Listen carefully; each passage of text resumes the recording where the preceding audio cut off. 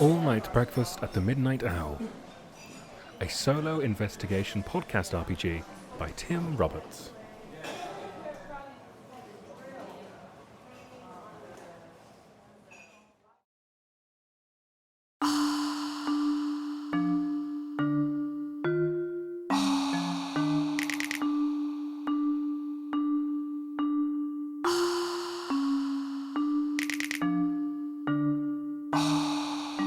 What's up, guys? It's Jim from Haunted Happenings here, and welcome to episode 3.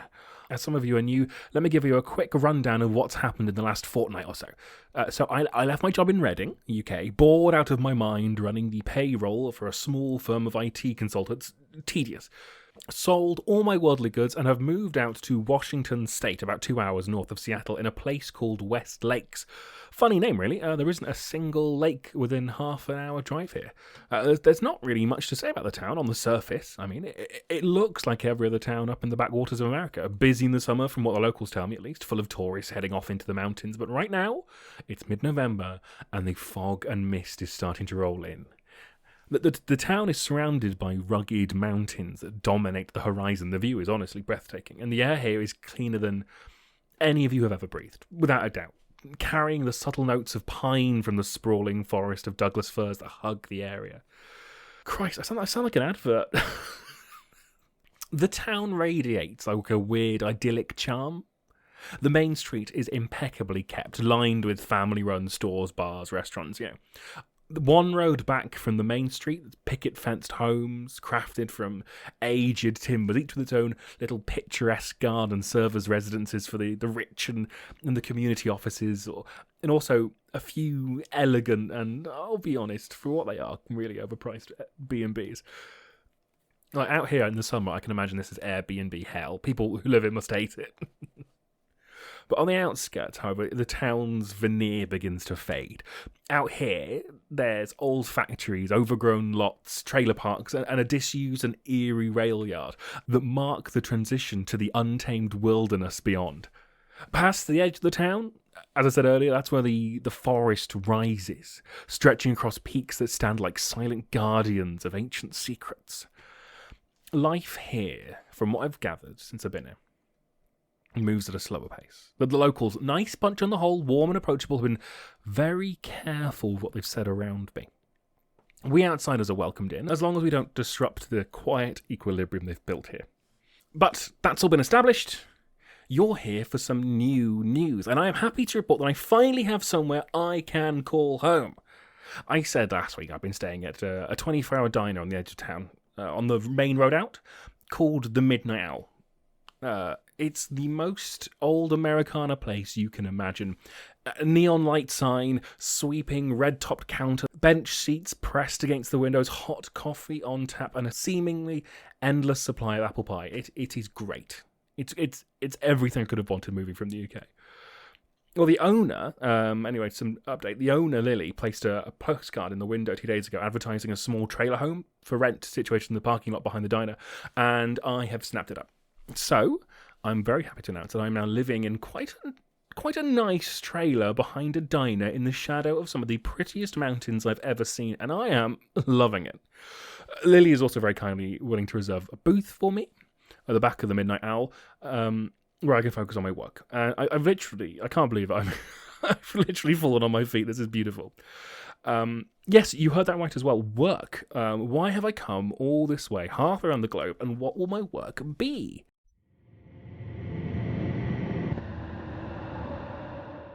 Well, Haunted Happenings fans, I've worked out that this area of the world, this precise 3-mile radius circle around West Lakes, is a hotbed for everything. From the supernatural, the unexplained, the paranormal, it's all here. Like, sure, there's not the big famous stories like the Enfield Poltergeist or the Jersey Devil, but in all my research, this square 30 miles or so has the examples of weird goings-on for as far back as records began.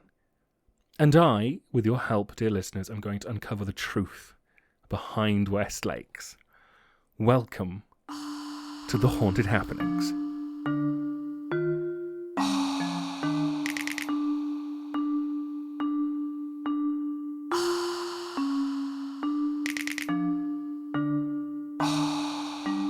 been living behind the Midnight Owl for a week when I was woken up at 2 a.m. by the sound of screaming and crying from the diner. Naturally, I hurriedly dressed and rushed in to see what I thought was going on. Inside, I found the place mostly deserted, but for Lily, her hand on the shoulder of a man who was face down the table, his shoulders heaving with heavy sobs. Lily gestured me to grab a cup of coffee and bring it over. I had the sense of mind to turn on my recorder. What's going on? Ryan's just had a bit of a shock. Oh. 30 years. That dog's been missing for 30 years. I know, hon, I know. And then he just walks up the backyard like he's not been gone a day. Strange times. I mean it, Lil. He's even got the cuts and scrapes the same as the day we lost him by the bridge. Well, maybe it's a different dog. No, that's Roach. That's my Roach from when I was a little boy. Same collar, same marking, same smell, everything. I'm just suddenly whining in my backyard in the middle of the night. Well, Ryan, I don't know what to say. What can you say? It's just wrong, that's all. It's all wrong. It's why I come to you. I don't know, I thought you'd be, I knew you'd be someone I could talk to about it. Hey, Jim, we'll be all right here. Thanks for checking us. I think Ryan needs his privacy, you know?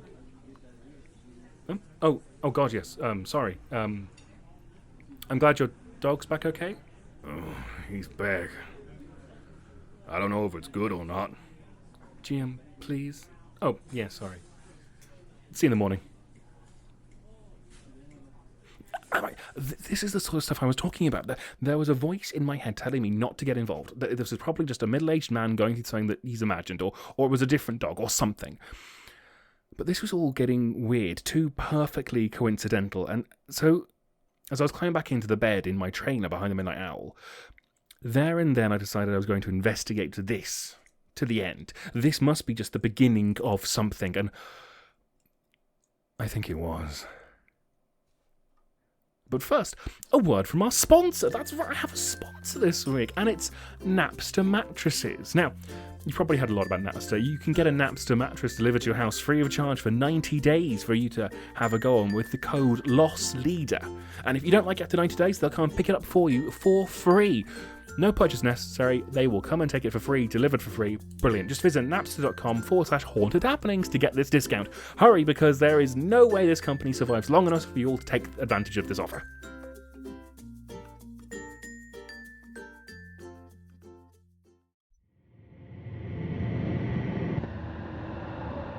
So, the next morning, I woke up groggy, suffering the effects from my broken sleep, and headed into the diner for some coffee and breakfast, and made plans for my investigation. I'd start with the one clue I had so far, the bridge that was mentioned by Ryan, where Roach had gone missing some 30 years earlier. I finished off the last of my coffee, weighed my gratitude to the waitress, gave her a tip of course, and headed out to the bridge. Whenever anyone in Westlake says the bridge, they all mean the same bridge. Salt Creek Bridge. It was at the foot of the mountains. It carries one of the main walking and logging tracks up to the forests. In the summer, I imagine it's an idyllic spot, great for the Instagram photos when you really can't be asked to climb deeper into the mountains. It's not a large bridge, maybe only 20 feet long, but it's made of huge stone slabs and wouldn't look out of place in the Highlands of Scotland. The weather was overcast, and as I walked out of the town and began the 20 or so minutes walk to the bridge, the air was still. For an area as rural and forested as this, it dawned on me that there was very little birdsong in the air. And all I could hear besides my breathing and footsteps was the wind rustling through the trees. It was eerie, yet peaceful. Soon enough, I heard the sound of a creek, the lovely babbling water, and the bridge revealed itself around a bend. The town of Westlake's only really sprung up in the 20s, it only really got big in the 50s, but this bridge looked like it came from the medieval period. Old, grey, battered stone curved its way over this creek. It was beautiful, a chocolate box cover. But for now, the thin fog that enveloped most of the mountains made it all odd. I spent about 10-15 minutes scrabbling around, trying to have a look to see if I could find any information or anything unusual around the bridge. Any markings or scorch marks, anything really. And I found nothing particularly, just twigs and branches and leaves and the marks from a logging truck, an odd car and the odd footprint. I did find, however, a small set of paw prints in the mud and a faintly odd smell, slightly sulphurish. I was all ready to just take a few photos and pack up my things and come back to the diner, and then I found it. A small bit of folded paper placed under a rock placed atop the bridge. The curiosity got the best of me, I suppose, and I unfolded it and I found a small note. It read quite simply, in red ink, "You better stop digging around or else." I had to look around to make sure I wasn't being followed or watched, and I saw no evidence of anybody. But it appears somebody knew that I was heading up here. Now, I could just be paranoid, assuming the letter was for me, but it does make sense. I pocketed it and decided I'd take a look properly at it later. I started a little walk around the area, maybe just a few, 50 metres in each direction. After about 5 minutes or so, I practically tripped over a hollowed-out tree stump, one that looked like it had been full maybe 5-10 years ago, rotting away. And the stump was odd, though. It seemed like it had been hollowed out, and I just absent-mindedly had a look into it. It used to be something I did back home when I was walking through forests and woods. I'd always take a peek inside old logs and tree stumps just to see if there was anything left there. My mum used to say that fairies would leave presents for good children inside stumps. More often than not, what they actually left me was a series of mushrooms, or occasionally a very large screaming angry badger. In this case, though, I had a look in, and after clearing away some debris, I found a small, smooth, metallic orb. This was unpleasant to hold. November weather up here is close and wet, and rain is almost always in the air, and with the mist hanging low around us, everything was covered in a thin layer of damp. However, this felt warm. About the size of a cricket ball or so. No discernible markings on it or production marks. It just felt wrong in the hand. It must have weighed about 1 kilogram. But what really got to me was just how warm it felt. Like it had just been dropped there after being held tightly by somebody else, firmly in their fist. Again, like with the note, I decided to pocket it. I don't know why. I don't have a clue. I just thought that maybe it might be something to have a look at later on when I'm back in the trailer. See if I could break into it somehow, have a proper look at it under a microscope or magnifying glass. Maybe I would put a heat under it and see what happens. I don't know. I just had to hold on to it. Something about it made me want to keep it. At that point, I figured I should probably walk back. I hadn't really packed or dressed very well for a hike, and I hadn't even packed very well for if there was inclement weather, which, as I looked up and saw the darkening clouds, I realised was very, very likely. So I popped the sphere in my backpack and headed back. The route to West Lakes is very normal, very one track, and I think it is fair to say, something of an idiosyncratic person, and I decided to try and take a different route. I've always had a thing of, if you go one route to get somewhere, it's more fun to go a different route to get back. So I did. I tried to follow a back route. What this did lead was for me to get very, very quickly lost. Not dangerously lost, as much as these mountains and these forests have had more than a few hikers get lost and been found weeks or months later, some cases never found at all. I have a better idea of where I'm going. I made sure that I could always see the town I was walking towards. After an hour or so of fighting my way through trees and bushes and undergrowth, I stumbled across the outskirts of the town and found myself in the churchyard. The church here, they say, was built in the late 19th century, and it looks the part. Very much of that style. Slanting white roof, a small bell tower. With the bell still in it, from what I've heard. And, worryingly, a quite large churchyard. The town is, after all, 150 years old or so. in that time a lot of people have come here and moved on, as it were. I always feel awkward walking through graveyards. It's not that I am a superstitious person. Well, I suppose I am. But I always make sure that I never step on any grave, and I always remain respectful. As I got deep into this graveyard, about maybe 50, 60 foot away from the church itself, I noticed at the corner of my eye, I saw a deer standing on the other side of the wall. Just staring at me. Its black, beady eyes deep into mine. I've never seen a deer that still or attentive before. It felt like when you go into the wrong room in school and everyone just turns to look at you and the teacher slowly moves over and looks at you with an expression of confusion and also mild contempt. At that moment I felt very much like I was in the wrong place. I took a step forward towards the deer and it just bolted back into the woodland. As I followed it away into the ever-thickening brush, I swear I saw something moving to my right. When I turned around, I didn't see anything. Hide nor hair of no person, no animal, nothing. And as I turned to face that spot of movement, I saw again in my left eye movement off into the distance.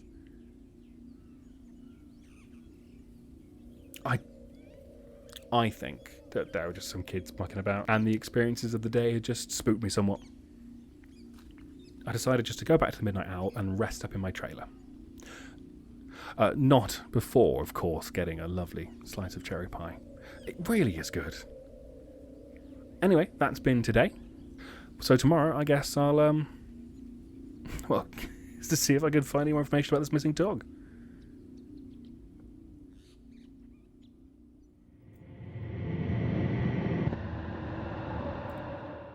At 10 a.m. I headed off. My plan was to go and see if I can find more evidence of people going missing around the same time with the dog. I don't know why, I just thought that would be an interesting thoroughfare to explore. I'd heard chatter before in the diner. There used to be quite a large mining operation in the town that closed, from what I remember, about 30 years ago. I asked Lily at the Midnight Owl what she knew, and she said it was actually 30 years ago that the mine closed. Same year the dog went missing. In fact, she said, around the same time from what she recalled. I decided then I would take a look at the disused mine. As I said, closed in the same year. It just seemed an interesting thing to look at. Might be relevant, and if not, I've explored more of the town. Home, I suppose. To get to the mine, I headed to the disused railway line, and then followed a very small abandoned mineral railway up into the mountains. Not too far, but about an hour's trek. When I got to the disused mine, I was expecting some vast abandoned industrial works, but no, it was very much just this small railway siding, a few small rusting tin sheds, and a hole in the side of the hill.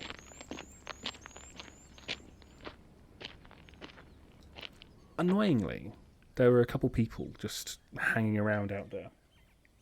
I'm not too sure why, I'm not sure what they were doing. And as I approached the disused mine area, they were quite keen to move on. I gathered quickly from what they left behind that they were probably just some local drunks. I did find a couple bottles of wine and a few cans of Grolsch. I sound like I'm judging them, I'm not. It was difficult around here when all the industry left and everyone had to turn to tourism. Those who had spent their entire adult lives working in the mines, they just had nothing to do. I didn't really want to go deep into the mine cutting itself. They are dangerous, I know that much from England. How many times kids have gone walking into old mines and have gone missing or had suffered injuries or deaths, if not worse. I hadn't gone far in. I had my torch with me and I was only maybe 30 feet from the entrance. I could still see bright sunlight coming in when I found something genuinely, you're not going to believe this, genuinely horrible. Hanging from threads of twine were a dozen Polaroid photographs. It looked like a spider's web had just been hanging mementos. They were freely swinging in the faint breeze. I grabbed a couple of them and managed to take a look, and they all seemed to show the same white, cracked wall. Like the wall of a lab, maybe? It definitely looked like an area that could be cleaned and sterilised. In some of these photos, you could see a shadow or shadows that blurred in the image. What was really disconcerting when I looked at them is that you couldn't tell what at all you were looking at. It looked like a figure, but it looked too thin and too tall, but yet in some it looked far more squat and almost bug-like. I've pocketed a couple of them. I didn't want to disturb the scene. As I swung my torch around, I saw signs clearly of a recent struggle in there. There was red staining on the floor and ripped clothing, and I'll be honest with you, I freaked out. I had to get out there as soon as I could. I didn't feel safe there. I started to walk back to Westlake. I was staying on the same disused rail line when I got a phone call from my old employer. And luckily I had my recorder at the time. It was nice, a little bit, have a nice little connection back to the UK, back to home. But also at the same time really showed me quite why I had moved away and how stilted it had all become. Oh, hello? Oh, hello, Miss Simon. I wasn't expecting a call from you. No, it's not a problem, Mr. Simon. I'm just to let you know, I am in the US now, so this call might cost you something. No, it's not a holiday. I've moved out over here now. I'm sorry? No, I don't know anything about the payroll system anymore. No, as I said, I've moved. I left the job for a reason. No, I don't know anything about any irregularities. Look, I am currently in the mountains, so I might lose signal at any time. However, no, as I said, I don't know anything about any irregularities in the payment or payroll. No, I don't. So if anything has gone missing, I wouldn't be able to help you, I'm afraid. No, well, the best thing is, I think it was Sam who's come in after me, just to get them to look over everything. But it should be, when I left it all looked fine. No, I don't like being accused of anything, Mr. Simons. So I'm gonna, Mr. Simon, I'm going to just take it that you are stressed and you are trying to find a reason why something's gone wrong. But I can assure you, nothing has happened. I did not do anything.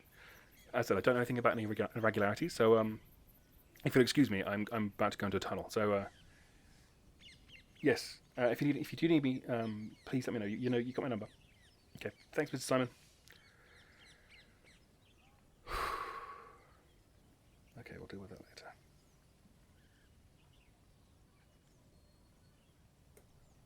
I reached a railway crossing after a while, about another hour's walk or so.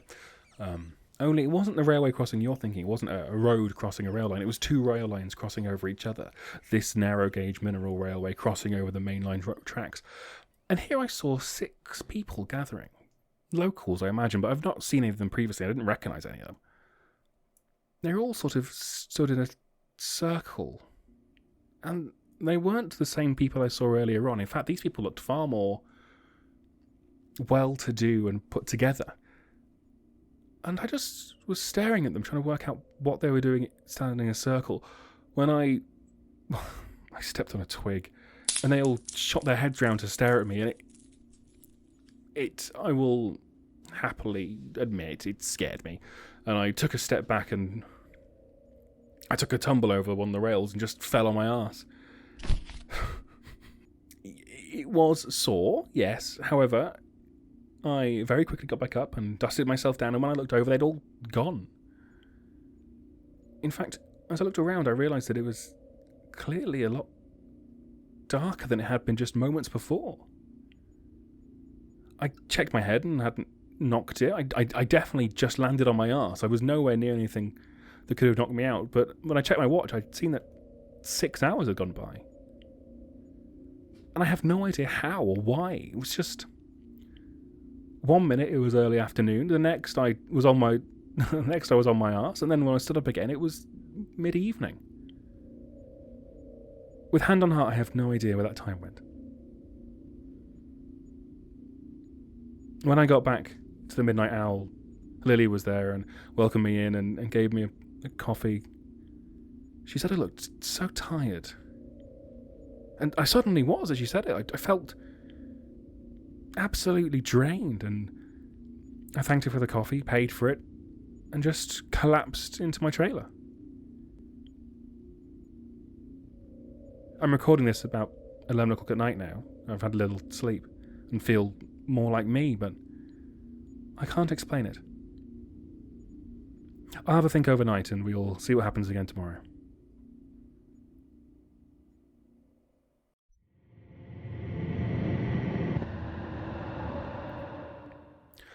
Okay, I got a message this morning from somebody who has seen something, and they have said they will give me an interview off the record.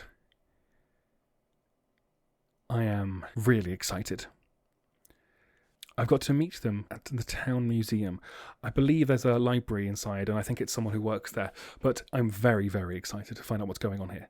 At least find out a little bit more about the history of the place.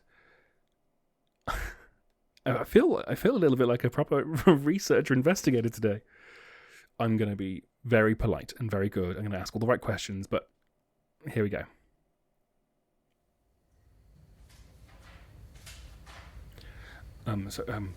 Thank you for being willing to go on the record. Would you state your name and your occupation and just tell me everything you have to tell me? My name is Harper Elliott. I'm a librarian here at Westlakes.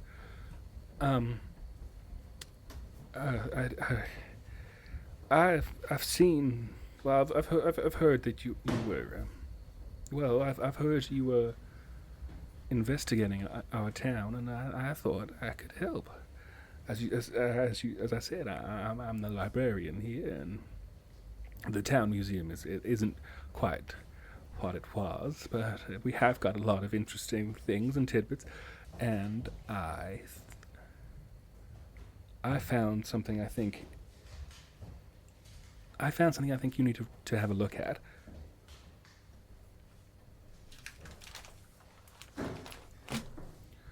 So, amongst our archive, and it is quite an extensive archive or so of local history, we have a lot of information about a military camp that was about 5 miles up the road, put there in the 1940s, and it stayed there until about the mid-70s or so. The records of it aren't brilliant, as you can imagine, because it's a military installation. However, over time, a few documents and books did come into our possession, and a few local people did try to write a history of the town, which must have involved the military base as well. I've found this book in the library, and book is a very generous word for it. It's more of a series of papers, but I thought you could borrow it as a resident within the code of the library and take a read and try and glean from it what you can. I must warn you, large portions are redacted, as you could imagine. It is a military document. However, I think that the more people who know about it and are aware of the history of Westlakes, the better. I will ask you not to share this with anyone else, and I will ask you to return it within the week. Now, if you'll excuse me, I have things to do. Oh, yes, of course. Thank you, Mr. Elliot. I'll look after it. Yes, you will, or I'll be held to pay. Of course I won't. I think our standard fine is for $4.50. And with that, I left. I didn't even have a chance to read it. He literally thrust this book into my hand, and he got off and left. And I felt obliged to leave as well, I suppose, out of politeness. I sat on a bench outside the museum. The wind was starting to pick up, the cold November wind. But I still had to look at this grail I'd been handed. Mr. Elliot was correct. It was not really what I would call a book. It was very much a bound folder full of military papers and small military pamphlets, and even certain military notebooks within there. All of it, from what I can see, was highlighted with passages, and a lot of it redacted, as he'd said, but there was yellow markers within it, little stickers showing where key bits were. But what caught me most of all was the front cover. July 1955. Top secret stamped on it, with the title, The West Lakes Project. I pushed the whole lot into my backpack and I just went for a walk. I had to clear my head somehow. It didn't feel... This suddenly felt really real and very big and bigger than me, and I needed to clear my head.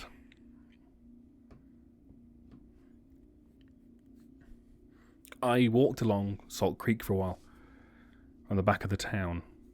After a while, Salt Creek is fed into by a lot of other streams, and it widens out, and it's quite a beautiful stream. Very slow, ambling river, almost. I was walking along, kicking stones and throwing branches into the water. Then suddenly, this sudden burst of bright light filled the air. I couldn't even find its source. I looked around to see who was shining me with their torches, or what car had pulled up with their headlights on full beam, and I couldn't find it. The light was blinding and sharp, and it hurt. And just as much as it had been there, it faded away. It could have been a migraine, it could have been ball lightning, I don't know, but what it was weird, and my eyes, even as I say this, my eyes still, when I close them, have two faint dots of just bright white in the middle. I got back to the diner. Lily was so relieved to see me. She practically came over and hugged me. I was so confused. And then she just told me that apparently I've been missing for a day and a half. I've lost a day. Lily was certain, as much as I tried to doubt it, Lily was certain that I had left the day before to go to the museum. I have no idea what's happened. By all intents and purposes, I met with Harper, I took his book, I've walked along Salt Creek, and then a day has gone. A flash of light has taken a day from me. I didn't even accept coffee when Lily gave it to me. I was so shocked and stunned, and I walked out back to my trailer and discovered it had been completely trashed. The door was locked. I and Lily have the only keys, and Lily hasn't had time to do anything. I trust Lily. But everything inside was trashed. My pictures ripped off the wall, my mattress flipped, my books all asunder. Nothing that I noticed, though, had been taken. My laptop was still there, my camera was still there, everything was still in its right place. The only thing that was out of place was a scrawled note on my desk in red ink. 4 letters. Stop. But I won't stop. I will not stop. I will not be threatened and intimidated by whoever this is, because since I've started doing this, I have got more and more followers. We're up to 500 now. I gained 370 followers over the last episode. They want me to finish this search. I want to finish it. I want to know what's going on here. I want to know what the West Lakes project is. I want to know what took that guy's dog and why it's come back. I want to know why I lost a day.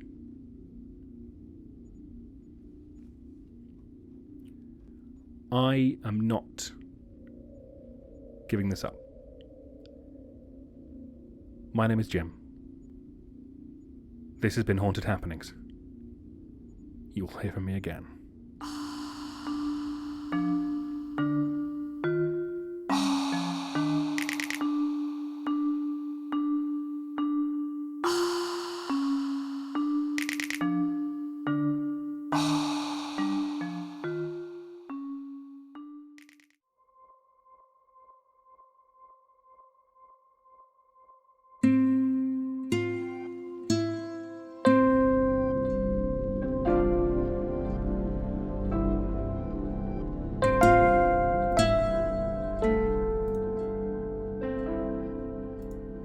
And that was All Night Breakfast at the Midnight Owl. I really enjoyed playing this RPG so much. It is designed to become a podcast. It is a really adaptive, fun investigation. I'm going to very much leave it there. I might one day come back to this. Everything within it is generated through rolls of dice and cards. You generate clues through rolling dice. You see if you can even find clues by rolling dice, depending on how good you are at investigating. And even the character creation is really, really well done, and that adds a lot of possible depth in there. I've really enjoyed this. Please, as ever, I will drop a link for it in the show notes of this episode.